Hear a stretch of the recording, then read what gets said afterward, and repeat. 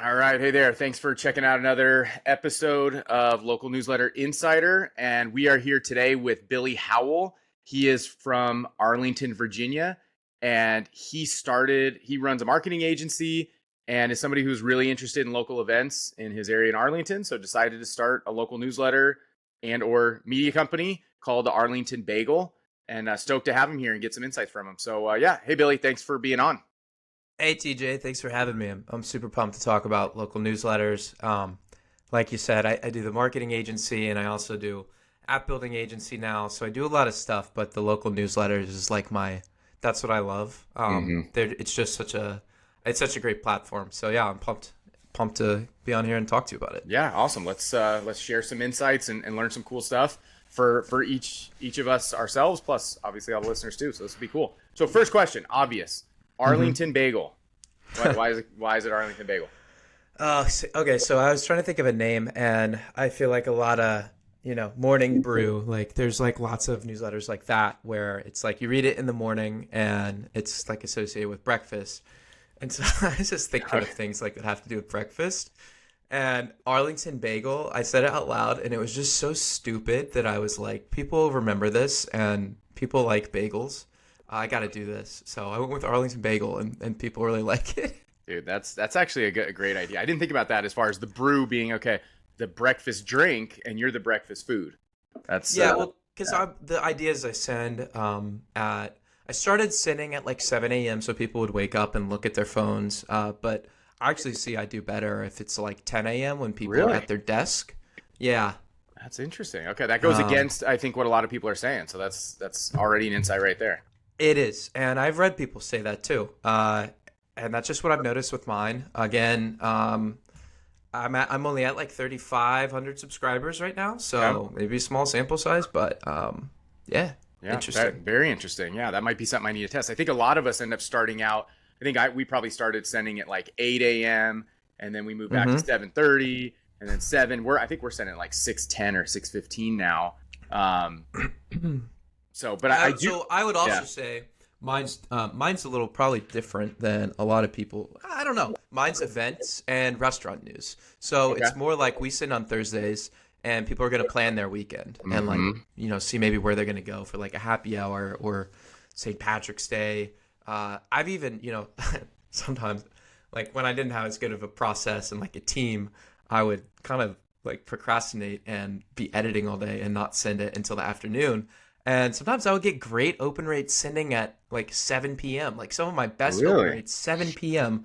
So yeah, that maybe I should do a late night send as like an additional send earlier in Mm, the week. absolutely. I mean, I'm thinking about going to twice a week. Again, a lot of I people are am. doing more, doing five You days a week, have right? to. You have Yeah. to. I'm gonna Yeah. go to 3 days a week, 3. and Yeah, that's where I'm thinking. you're and definitely listening to your last episode Hmm. with the Wichita guy. I'm sorry, what's his name? Landon. Yeah. Yeah, Landon. Made me real like Yeah. kind of affirm that. And it one of the things is just you need more ad space to sell, Well, right? If you're doing ads. hmm. Um and I definitely want that. And then I think my main send, and I think a lot of people probably get to this too. You optimize your newsletter so that like, okay, I know what to write about. I know where to get the information from. It's tight. I don't want to mess with it. So I think instead of like, if you have other ideas, instead of adding them onto that one, just add a different send, right? It's Hmm. just a different kind of additional topic. So like what I would do for mine is do like a Tuesday send where I review a different restaurant in Arlington every week because people need restaurant recommendations. And I think there's a need for that. But, for someone else, it could be different. Like, if you're in a metro with a ton of sports, you could just do like a sports update or, I don't know, real estate, surfing. I don't know. Hmm. Or no, I mean, this is such a good idea. This is what I just got off a call talking about this kind of stuff too. And I know Landon said, I think one of the days he just does a deep dive on something, whether it's history Yeah. or some new project or something going on and just kind of do a deep dive on it. Right. And then I know he does similar to you. Thursdays are the event days, right? Because that people are planning for their weekend. So I think you're absolutely spot on there of like kind of having a different style of or topic each day makes a lot of sense. And I love the deep dive thing. I don't think I have time to do that every week, Yeah, but I I would know. When love he said to. that, I was like, that sounds hard. And I think he said he writes really in-depth ones. I would tell people don't write long in-depth ones if you're doing a newsletter like this. People, I don't know, people don't want to read really long newsletters, in my opinion. Yeah. But what they do like is they like your voice and your tone. They like to know you, and they like to know your community. So if your deep dive every week is like 2 paragraphs on like an interesting like historical fact or like new building, I would do that, right? And just Mm-hmm. write it in your tone and then sign it with your name, because that's like some of the best feedback I get from people. Is like, I like your tone, Mm-hmm. I like your attitude about these things. I try to, I don't cover like politics and crime, like bad news. It's just all good news. Yep. Yep. Yeah, No, that makes a ton of sense for sure. And I think, the morning brews, as you already mentioned, kind of started this where, before that, everything was just so dry, right? And this is still true in most local media, right? These local newspapers and whatever, they just write things the way a true journalist is supposed to, in terms of no opinion, no, just like fact, fact, fact. And that can just get really boring, and people want personality now, right? So I think giving them what they want. yeah. Yeah. People, yeah. No, go ahead. Well, I think I was just saying this to someone earlier about like business in general, that people want you to make decisions for them. That's like what people pay for in consulting. But I think even with these newsletters, like the events, people want you to help them figure out what to do each weekend. Like they want you to give recommendations on restaurants and stuff. And they could either I say, I agree with this, or I'm going to reject this. But it's just helping people like form opinions on stuff in their community. Yeah, no, absolutely. So true. Okay, a couple other quick basics. So yeah, you said you have 3,500, is that what you said, subscribers? Yeah. Okay. Yeah. And how long you been doing it? This will be send number 26. And you're doing once a week, This so you've been week? doing it half a year? Yeah. Okay, so yeah, we started around the same time. Okay, cool. So what has been your acquisition strategy? How do you think about it? What have you been doing? I do Facebook ads. Normal. And I should say that I paused the Facebook ads for a month or two when they started getting up really high during the holidays. Smart. And I just, yeah. So just turning back on this month. And I do super simple. It's like an amalgamation of all the ones I've copied and tested from people posting on Twitter. But I started out doing like the Naptown Scoop thing with like the AI lady looking at the phone that's like, I always know what's going on in Arlington, and that did great. Okay. And I'm doing 10-mile radius around Arlington, Virginia, and I am excluding Washington, D.C. and Maryland because they're within 10 miles of my city. So it might be different depending on your metro, how you target it. Targeting works great. And I moved to video, just does better. And I started with feed placements. I stopped doing those. If you want an older audience, do feed because they're using these apps like on the desktop, or they click on, or old people just click on ads and feeds in general. But I do stories and reels almost exclusively. Those are the cheapest acquisitions, and for me, seems to be like 65% female and late 20s to early 40s is like the main demo coming from that.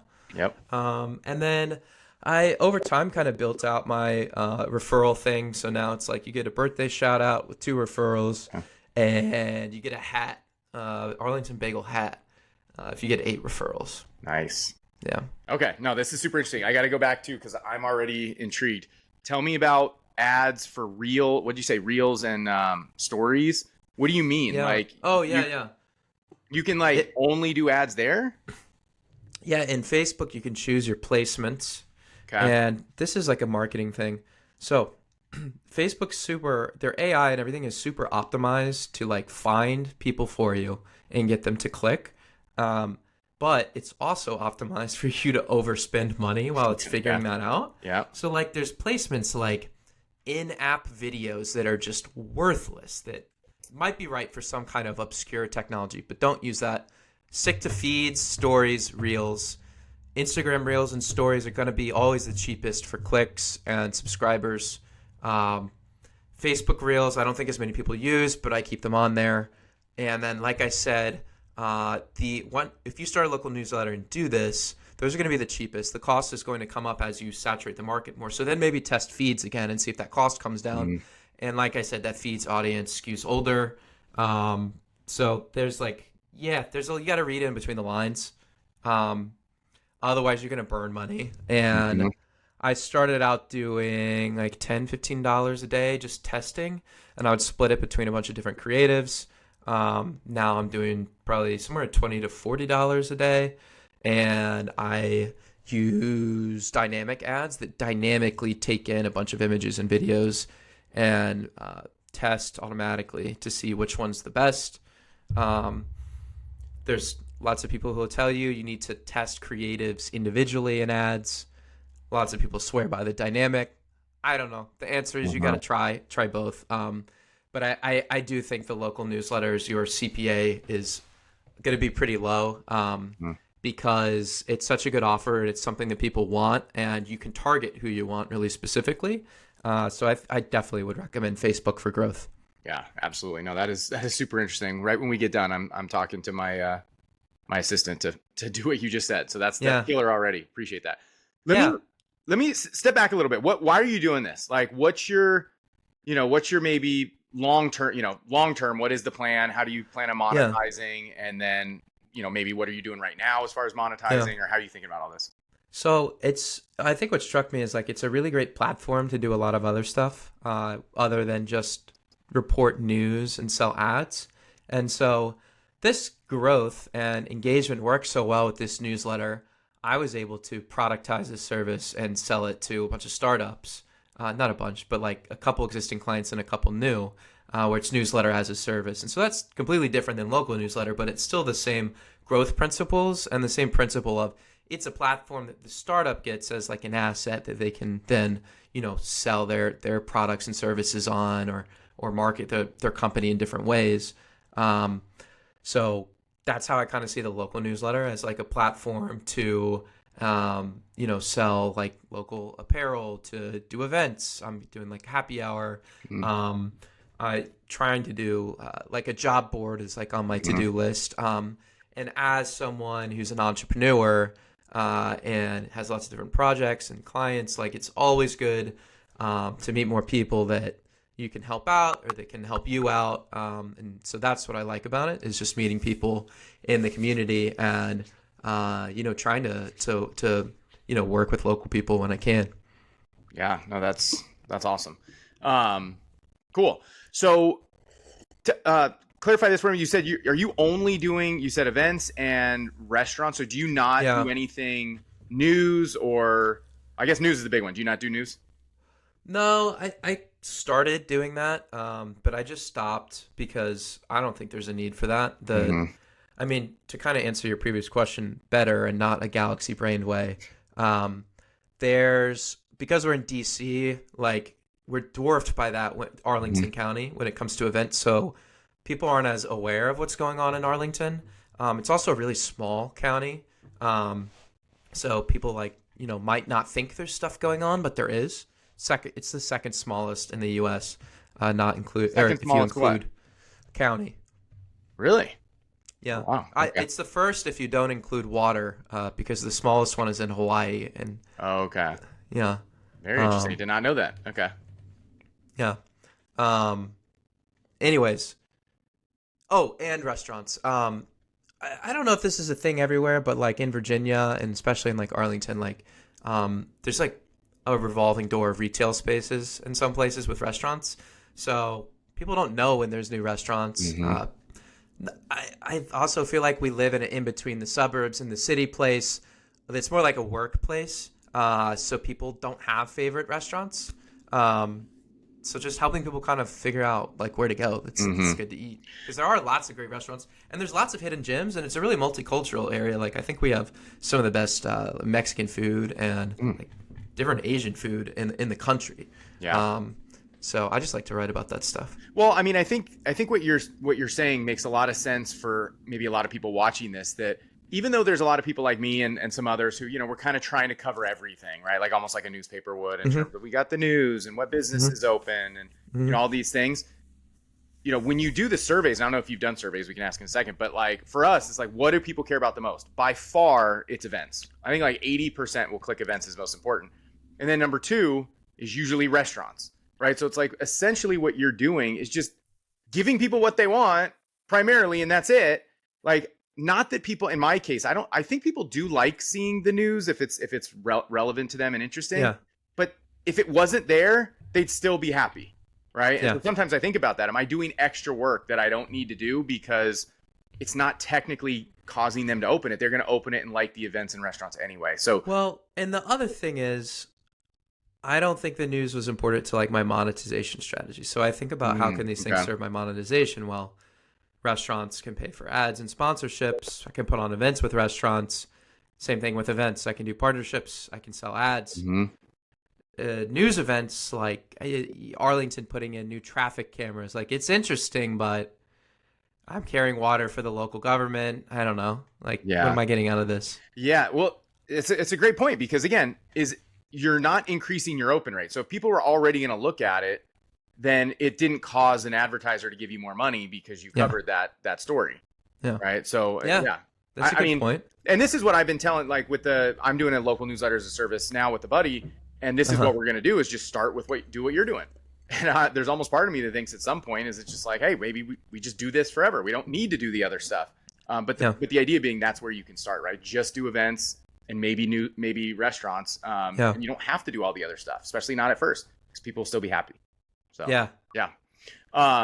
So how are you monetizing right now already? How's monetization going?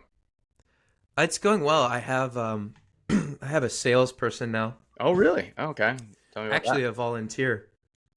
Shout out Anuya. She reached out and she's a big fan of the bagel and wanted to work in some capacity. And I said, I need someone to handle sponsorships because it's a lot of outbound and inbound, right? And following up and mocking up ads. And I think we have a primary sponsor that's at the top of our main send.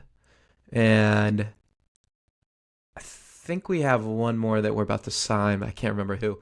And then we tested, like, I have a buddy who does real estate. And so we tested a bunch of ads for his like listings. But the main primary sponsor that we have is a med spa, and they're a really great sponsor because, like I said, my Arlington Bagel newsletter skews female and like young female, and so they're the target demo of a med spa.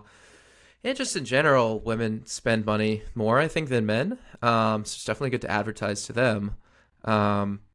So we're getting people deals on if they've never done like a skin peel before, or like if they want to do Botox, and they've been a great partner. And the key is like advertisers with a high LTV that can be patient, because then you get one referral and they make their money back versus, like, I don't want to say don't partner with restaurants or bars, but like one $50 meal, I don't know. Yeah, no, I haven't tried with restaurants very much, but I know that's what a lot of people in the space talk about. Is it's just difficult because their LTV is so low and their margins are already so low, so it can be difficult. But when you have a restaurant focused one, you can find the bigger partners. One that I need to go after.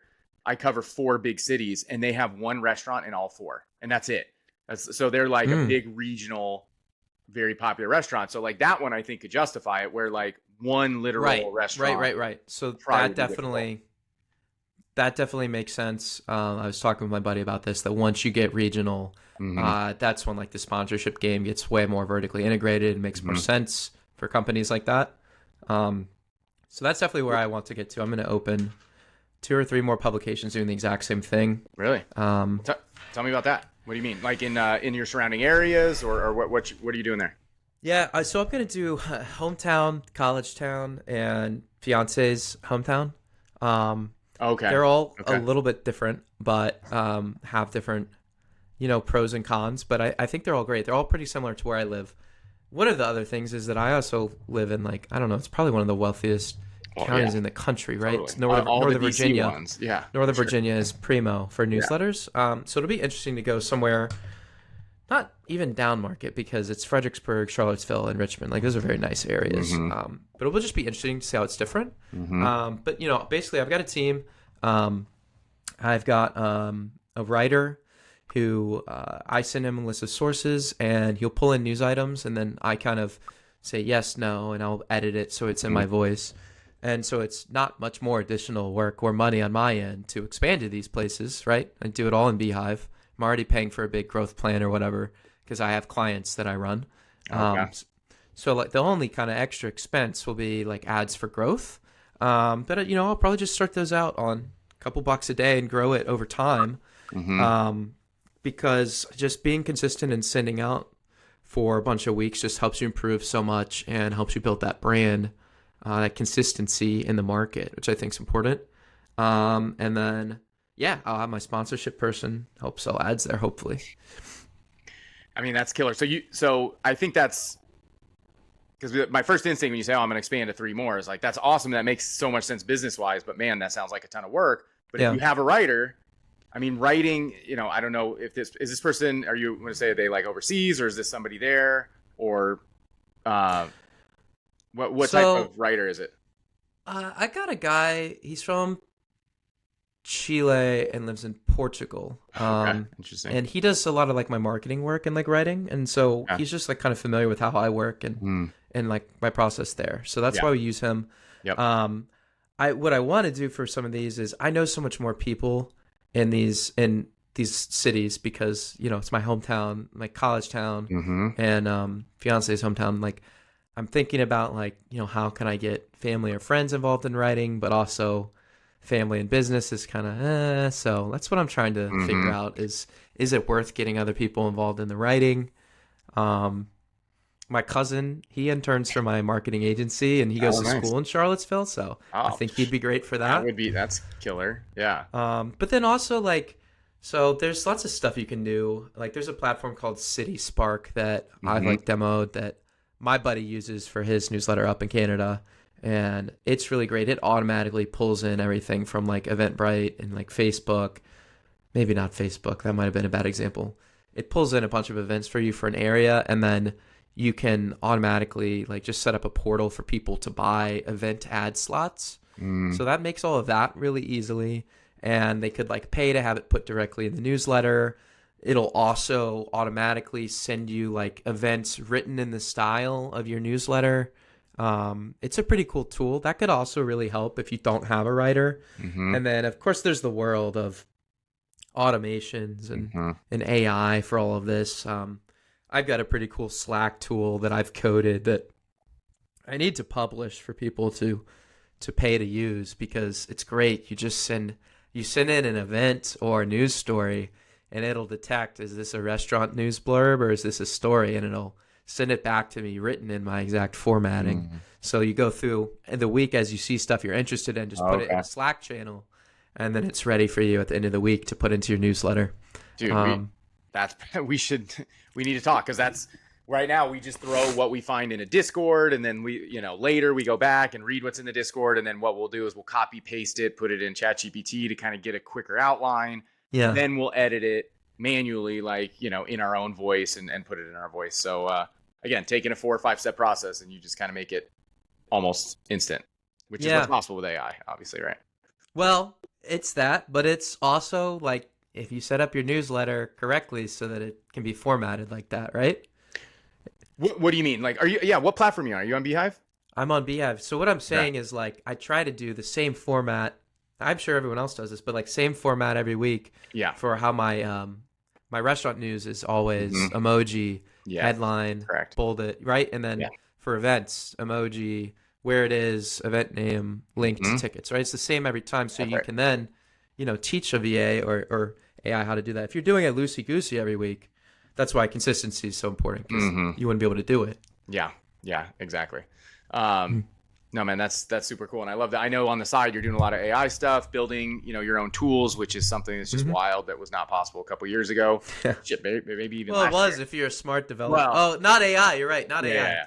Yeah. Now you got the AI, but then most people are probably at this stage of like, oh, there's AI, but I don't know how to like build it to do what I want. And now you can use AI to help you build the AI that you want. Right. That is where things are just absolutely insane. So, so that's really cool that you're doing that. Tell me what so far has been the most surprising part of running this, maybe most challenging or maybe most surprising in a positive way? Anything that you're surprised about from when you started? I don't know, people really like it and like talk about it, like the bagel as like an entity. It's really cool to see people like something. I've never, I've been doing entrepreneurship and like tinkering for forever, Mm-hmm. like since I was in middle school. And this is the first thing that's like really like just resonated, like not effortlessly, but like it's like real and legit and people like it. Mm-hmm. Um, so it's cool to see like the community. And I think it's just an advantage of you're competing at like a regional level and you're an expert in your area and you're trying to bring people together. So I think it's easy to be genuine. And I think in a lot of other like business ventures, it's hard to try to be like genuine and not like a slick marketer. You know what I mean? Mm-hmm. Like you're trying to like sell something. Yeah. No, I think I love that because I say this all the time. I mean, I tried, just like you, tried a bunch of things, whether, crypto, AI, Mm-hmm. insurance, whatever, these industries you're trying to build something in. And it is so difficult to build an audience in these spaces because they're so crowded, right? They're so Yeah. large, they're so That's what crowded. I'm saying. Yeah. Yeah. And so now all of a sudden it's like, wait, this is like building an audience on easy mode because Yeah. everybody's automatically interested in your business, which is like basically where they live. Yeah. That's your business, right? And Yep. it's your own because you live there. So Mm-hmm. like you said, you can be 100% genuine because it's just like, yeah, I'm just a guy who lives here and I'm just sharing what I'm doing. And that is the business, right? Which is Yeah. one of the reasons I think this is starting to get so much attention and likely will get a lot more because of some companies promoting it Oh, and it becoming more of a thing. so speaking of Yeah. surprising, I've noticed like two knockoffs in the past like 2 months. Oh, okay. And I can't tell if it's something that I've done where people have seen it and then connected the dots, or people have just seen the local newsletter thing on Twitter in general and started. But it's like you see another like Beehive newsletter pop up and it's formatted like suspiciously, like very similar to Like mine. yours specifically. Yeah, interesting. Yeah, yeah. Like there's a thing we do that's really cool. This is a good personalization tip. Yeah. Um, we put a form where people can send in pictures of their pets, and then we just pick one every week and put a picture of the pet at the top. And it's like Happy Thursday from, you know, Dude, I love that. I've whatever been the trying to pet's think how to name get is. pets involved. I love it. Yeah. It's so cute. I love it. Yeah. People are obsessed with getting their pets in. Oh If my. I see people in person, like friends that subscribe, they're always like, "Why haven't you put my cat in yet?" My mom doesn't live in Arlington. She sends in pictures of her dog like every week. That's funny. And you're like, nope, mom, sorry, you don't get to be in You here. don't live here. Dude, that is Yeah. such a good idea because I think about this a lot. I know only a couple people that I know of are doing having pets in there in some way, and the only way that I had seen people do it or thought about it was go to the local shelters or whatever and put Yeah. one that's up for adoption. Like, hey, here's a pet you can go get, which is probably still a good idea. I'm not discounting that. Actually, we're thinking about doing that, but I actually like yours even better because now it's specifically getting reader engagement, Mhm. and that's like an extra layer. And another reason I like this, I don't know if you're doing this yet. Maybe this is a good idea. Or it's not rocket science here, but if you have like a pet section of your newsletter, well, guess who's going to want to sponsor the pet section? It's like a pet related company, a Yep. boarding school, or a hair cutting pet, whatever, people who cater to people with animals, which is obviously a massive business that, as we know right now. Yeah. So, man, that's cool. I already wrote Yeah. that down too. This is great. So, okay. Tell me about social media. Are you doing social media at all for this? Instagram. I post like a story and a post every time an issue goes out. I'm not doing a ton, Okay. but yeah, I mean, I'm posting like weekly, bi-weekly. The good thing about doing the Facebook ads is your Instagram grows Yep. based on those ads. People Mhm. are clicking. So I don't know. We've got 3,500 subscribers and like 1,500 followers on Instagram. I feel that's pretty good. Yeah, it is. So you're basically what you're doing it by posting. I assume you're posting content that's just kind of coming out of the newsletter, essentially. Is that what, you're not creating anything custom for Instagram, or are you? So what I have been doing for 25 weeks is just like the same template, Arlington Bagel edition number, whatever, and then like a word cloud of all the events and stuff that are mentioned. And I would like chat GPT like a picture that has to do with whatever the issue's about or the season, and I would tag businesses. But I don't think that got a ton of engagement. So now I'm doing like slides where I'll take like 3 of the bullet points and just put them in like a Canva template. That's like, it looks like a news item. Like you'll see lots of real news outlets do it. And that has better engagement and I think looks better. The other thing that does well that, if I was going all in on social media that I would do is making reels of like top 10 lists and top 5 lists of just every category you can think of, text overlaid on like an 8-second video. So like Arlington Metro, top 10 brunch places, stuff like that does really well. And if I posted one of those every week, they would probably start going viral. But I just don't choose to put my time into that, and I just do paid growth. No, that's okay. That's a great idea. We've been trying to do that whole list thing. Right now, we're doing it as image, like what do they call it? Carousels, where you have like if it's top 10 or something, you have 10 images. I think it's doing okay, but I actually have heard about what you're talking about, the like light, because that's what we do for our ads, is what you just described.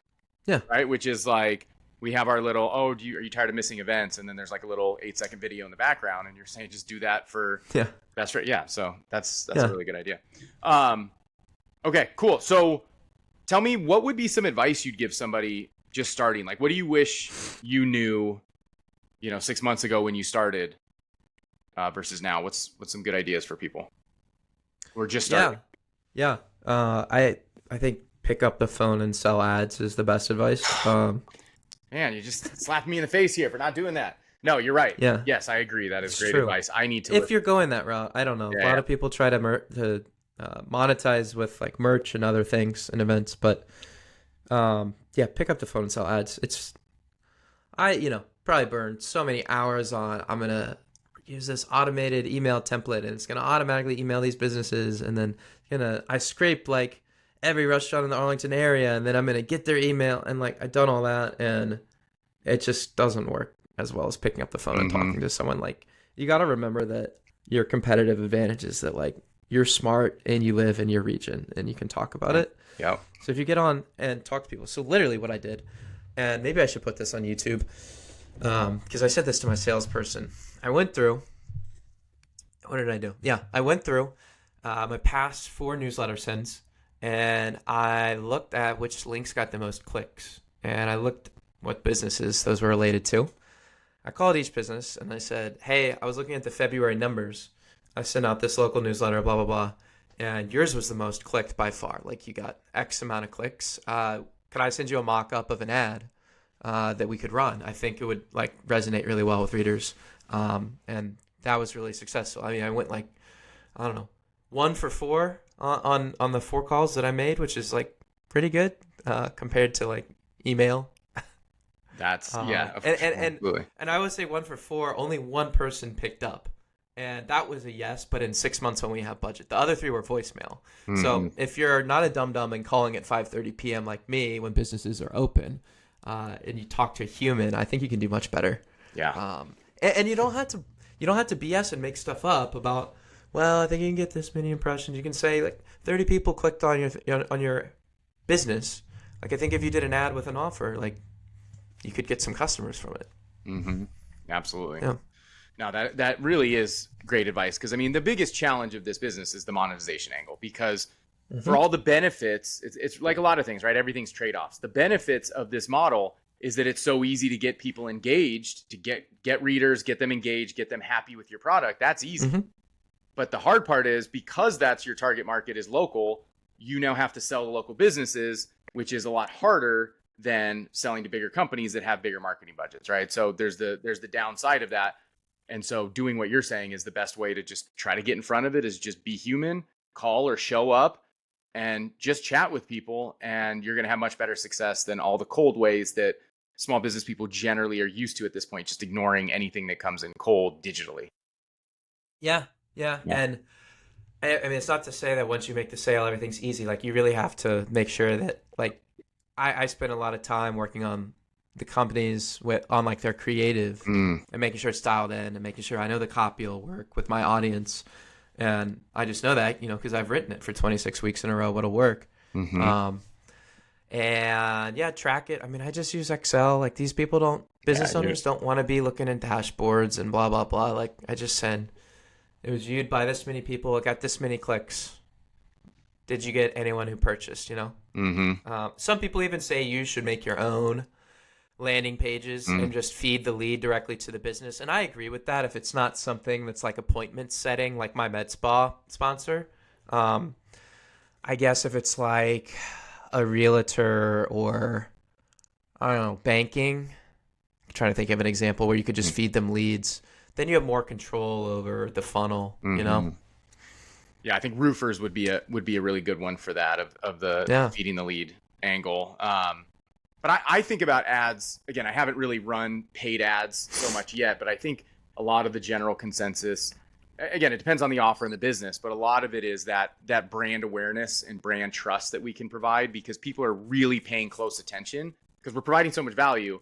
They're actually paying attention where it's like, oh, I could just pay for ads on Facebook. Yeah, you could, but people are just flicking so fast that you're getting no brand value out of that.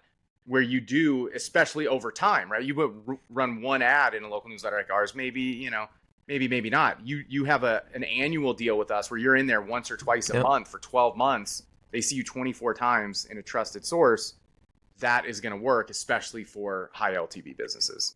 Yeah. And not to get too into the weeds, but this took me a little bit to figure out too, but you need to think about this if you want to compare to like Facebook ads, like you need to think about opens as impressions, right? So not just unique opens, but if someone opens 3 times and sees the ad 3 times, like that's extra impressions, and that's good. And you want to be telling the brand that. So you want to think about impressions, and you also want to emphasize like the frequency, like not only like on Facebook. Yeah, you might get 20,000 impressions for cost, but like, are they getting it 4 times a month? At the same time, like it's consistency, like you said, in brand building, which should pay off in conversions. But it's just like an interesting way to kind of sell it if you have to. Yeah, definitely. Well, hopefully, I'm going to start selling some here soon and put some real focus on that, and I'll have some more advice or ideas once I do. Yeah, I'll bug you and make sure you've called some places. Yeah, it's like please do. It's like anything, man. Like you just gotta do 10 a day or something. Just say, make a list. 1 hour a day, or even half an hour a day, because you're probably gonna get a lot of non-answers. And it's fun. It's a good break from my day, honestly. Calling and getting to talk to different business owners or whoever's at the desk, And I get distracted. I'd be like, "Is that place still next door to you?" Like blah blah blah. You know what I mean? Yep. Make that connection when they know you're right there and you're not somebody calling from another country. Totally. Yeah. Okay. Tell me about the future of. If any idea, again, you're an AI guy, kind of like me, probably a lot deeper in it and smarter than I am. Love Allen Iverson, yeah. What's that? I said I love Allen Iverson. That's what you meant by AI guy, right? Allen Iverson, yeah. No, artificial intelligence is actually what it's called, if you weren't. Right. So, how do you think about that and its impact on local newsletters, local media? Is that scary? Is it a benefit? Both? How do you think about it? I have a good kind of hot take that I've been working on in this. I think it's good for people like us that are like good at what we do. And I've noticed this just in like marketing in general. Like, so I do SEO campaigns and newsletter campaigns for startups. And I think the prevalence of AI makes you stand out even more when you're good at writing, because it doesn't read like AI slop, which a lot of people use. And I think a lot of people use it like a crutch.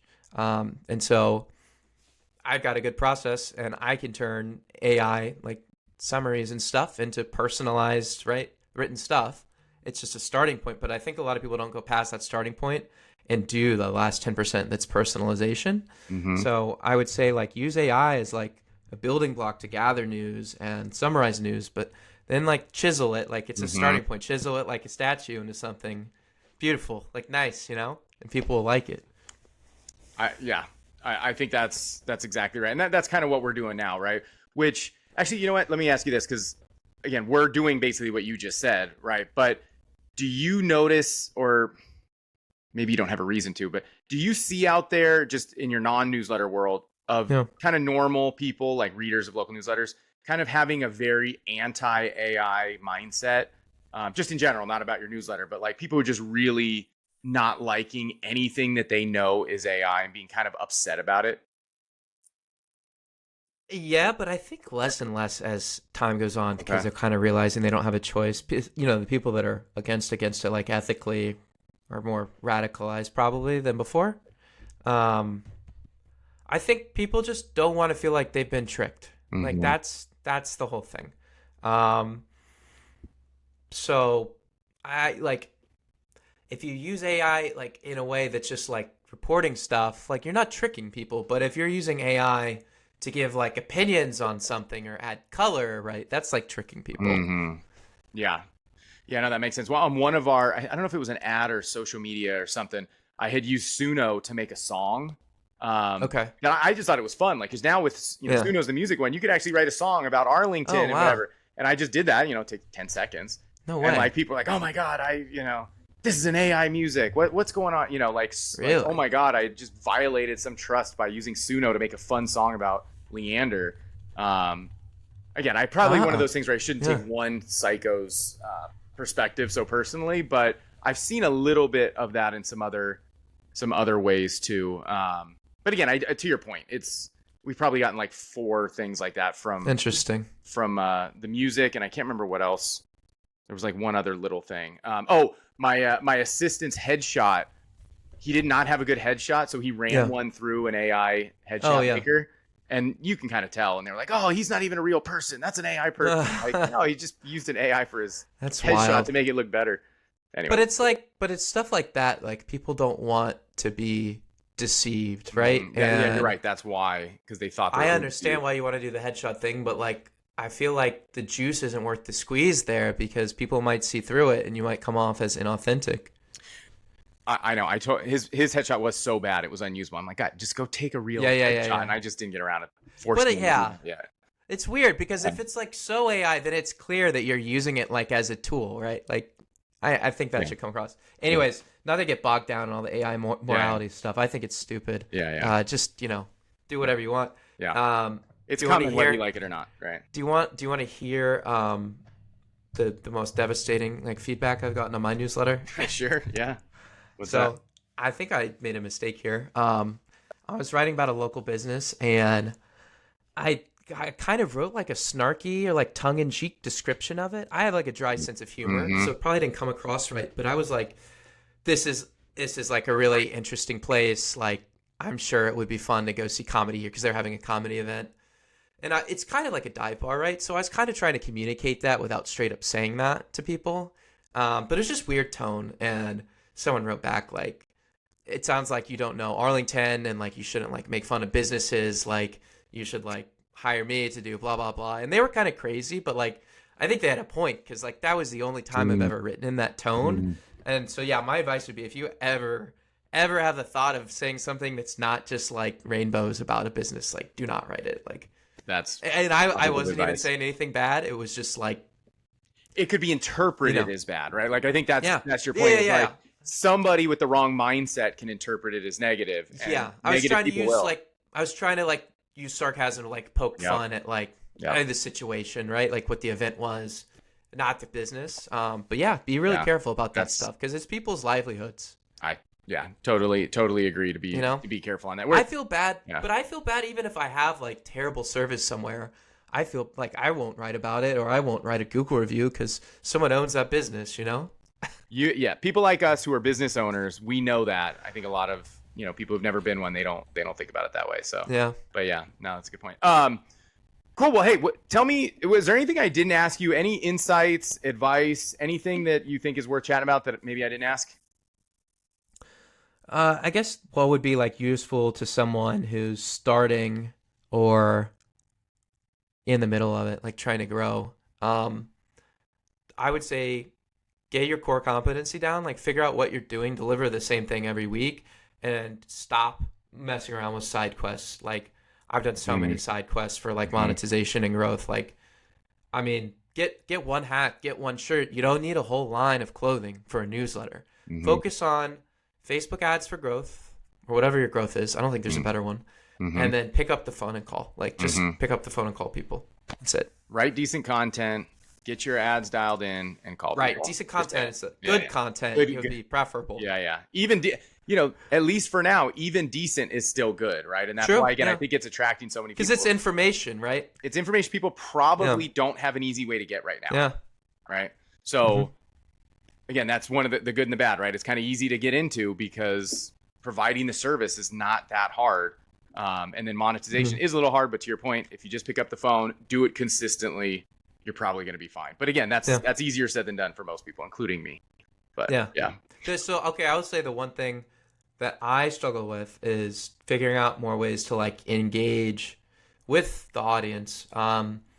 Because I have like the polls, but those aren't super like interactive with me. But every time someone emails me, I start a conversation with them and it turns out great. And I learn something about them or the neighborhood or the newsletter. So I would like to find a way to like engage people more regularly like that and get more feedback and involve them in planning stuff. Ask them where they want to do events and things. Yeah. I mean, I totally agree. Yeah, that's something that I think about a lot too, is how to do better at that, right? I even have this idea of somehow having like I don't know what we were going to call it, but something like a community section where like you get a reader to create the content. I mean, kind of like what you're doing with the dogs, but like where somebody could write an article or something about whatever it is that's going on that's on top of mind, right? So I think there's an angle there, or even what do they call those back in newspapers or magazines, where letter to the editor, right? Like where you could have letter to the editor, really just looking backwards at what they used to do and seeing how we can incorporate it. But I think of those things as good ways to really get engagement higher. So that may be something to think about. I'm pondering that as well. Yeah. Kind of goes counter to what I just said about sticking just like to your value prop in sales. Yeah, well, I think when you make that point, that's like what you need to do when you're starting. I think we sidetracked on like once you're already doing well and you need to figure out ways to create more engagement stuff, then you should move on to what we're talking about. Yeah, no. Starting with you had the right answer. Yeah. Then you move on to stage 2, and then you can start doing cooler stuff.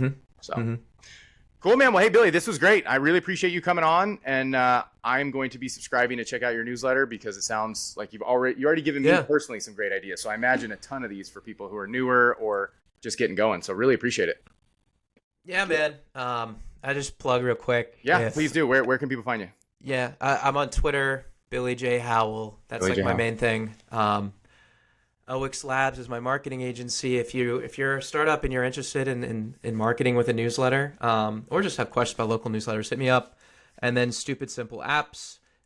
If you'd like a stupid simple app for your business, I'd love to build you one. So that's what I'm working on. That's super exciting. That's really cool. Awesome. Well, thanks, Billy. We'll talk to you soon. All right. All right. Cool. All right, thanks, TJ. Bye.